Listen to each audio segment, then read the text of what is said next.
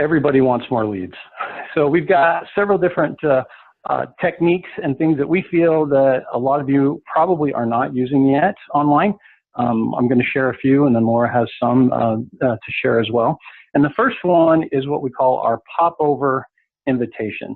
And this is something you've probably seen in the e-commerce world where it's been a little more widely adopted.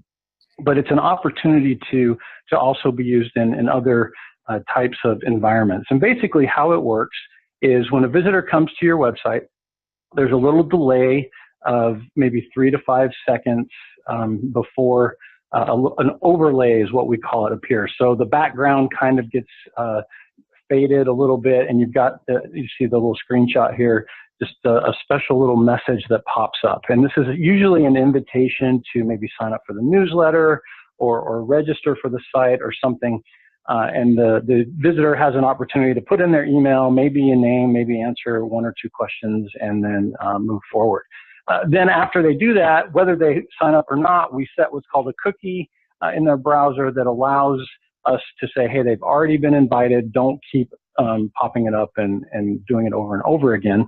And of course, your ideal scenario is that you submit this contact information directly into your CRM system, whichever one you happen to be using. So that's kind of how that popover invitation works. Now, of course, one of the big questions we get whenever we talk about this one is, doesn't that bother people when they pop up? Because, well, I don't want to do anything that annoys my site visitors. And there's been some tests that have been done.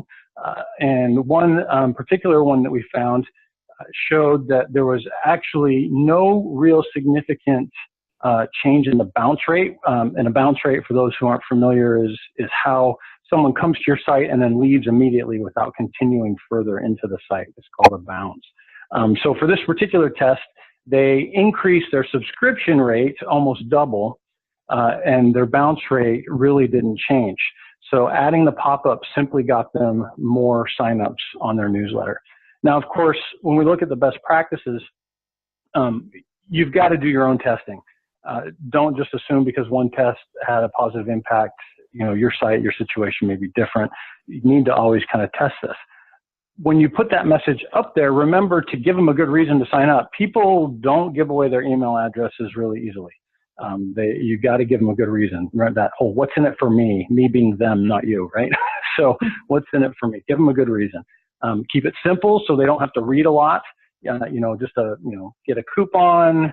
You know, sign up now. Get some type of benefit that you can give them. Keep it simple, and then don't just use the site as part of the feedback, but make sure you've got a follow-up email as well that comes back to them. You know, a thank you that's maybe has more information, something that they can read a little bit more, because now you've got them on the list. Let them know what they're going to start getting from you, and be take advantage of that. Not just a thanks for signing up. You know, use that email as well as part of the communication. So again, this popover invitation is kind of our first opportunity.